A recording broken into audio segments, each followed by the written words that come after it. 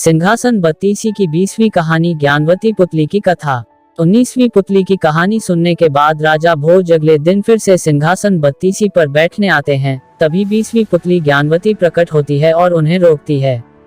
ज्ञानवती कहती है, रुको राजन, इस पर बैठने से पहले राजा विक्रमादित्य के इस गुण के बारे में तो जान लो।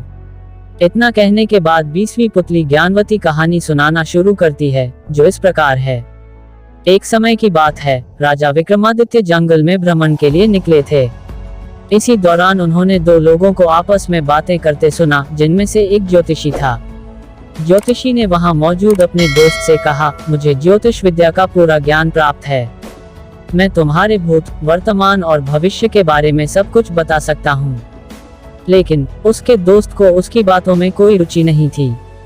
इसलिए उसने ज्योतिषी से कहा, तुम्हें मेरे भूत और वर्तमान के बारे में पूरी जानकारी है, इसलिए तुम ये सब बता सकते हो और भविष्य के बारे में जानने की मेरी कोई इच्छा नहीं है। इसलिए अच्छा होगा अगर तुम अपने ज्ञान का बखान न करो। ज्योतिषी इतने पर भी नहीं चुप हुआ। उसने आगे कहा, जंगल में बिखरी हुई इन हड्डियों को देखकर मैं ये बता सकता हूँ कि यह कौन से जानवर की है और उसकी मृत्यु कैसे हुई। इस बात में भी उसके दोस्त ने रुचि नहीं ली। इसी दौरान उस ज्योतिषी की नजर जमीन पर छपे पंजों के निशानों पर पड़ी। ये देख उसने कहा, ये पंजों के निशान किसी राजा के हैं, तुम चाहो तो इसकी जांच कर सकते हो। ज्योतिषी ने बताया, राजा महाराजा के पैरों पर कमल के निशान होते हैं, जो यहाँ भी हैं। ये बात बिल्कुल सत्य है। इस पर उसके दोस्त ने सोचा कि क्यों न इस बार ज्योतिषी की बात की जांच कर ली जाए, नहीं तो वो अपने ज्ञान का बखान ऐसे ही करता रहेगा।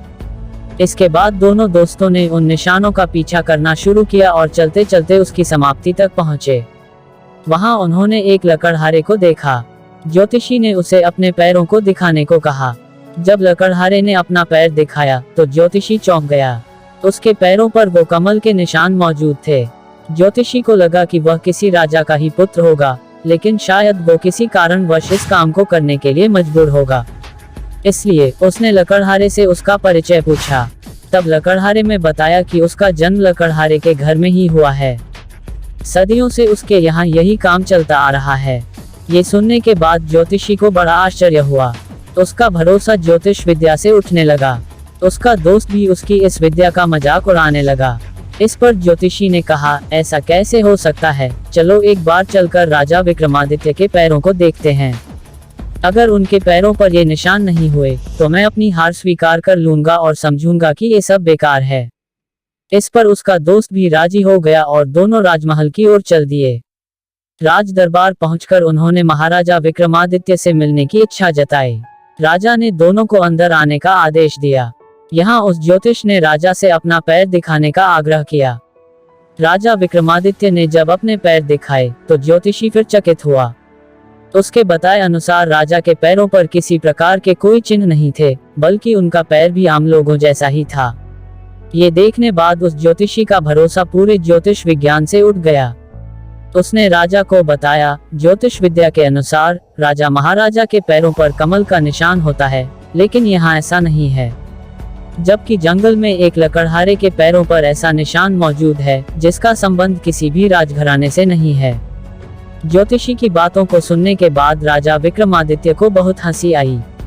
उन्होंने उससे पूछा, ये सब देखने के बाद क्या तुम्हारा विश्वास ज्योतिष विद्या से उठ गया? ज्योतिषी ने कहा, जी महाराज, ये सब कुछ अपनी आंखों से देखने के बाद मेरा अब ज्योतिष विद्या पर बिल्कुल भी भरोसा नहीं रहा। इतना कहकर उसने राजा को प्रणाम किया और अपने दोस्त के साथ जाने की आज्ञा ली। तभी राजा विक्रमादित्य ने दोनों को रुकने का आदेश दिया। फिर उन्होंने अपने सेवक से एक चाकू मंगवाया और अपने पैरों को कुरेदने लगे। जैसे जैसे उनके पैरों की नकली चमड़ी हटती गई, कमल का निशान दिखने लगा। ये देखकर ज्योतिषी और उसका दोस्त चकित रह गए। उन्होंने राजा से पूछा, हे राजन, ये सब क्या है? इस पर राजा ने कहा, आप बहुत बड़े ज्ञानी हैं। आपके ज्ञान की सीमा बहुत बड़ी है, लेकिन ये तब तक अधूरी रहेगी जब तक आप इसका बखान करते रहेंगे। राजा ने बताया, जंगल में आप दोनों की बातें मैंने सुन ली थी। वन में आपने जिस लकड़हारे से मुलाकात की वह मैं ही था। ये सब मैंने इसलिए किया ताकि आपको ये समझा सकूं कि एक ज्ञानी को कभी अपने ज्ञान का बखान करने की आवश्यकता नहीं होती। इस कहानी को सुनाने के बाद 20वीं पुतली ज्ञानवती ने राजा भोज से कहा कि अगर आप भी राजा विक्रमादित्य की तरह गुणवान हैं, तो ही सिंहासन की ओर बढ़ें। इतना कहकर 20वीं पुतली ज्ञानवती वहां से उड़ जाती है। कहानी से सीख। इस कहानी को सुनने के बाद हमें ये सीख मिलती है कि इंसान को कभी भी अपने ज्ञान का बखान नहीं करना चाहिए।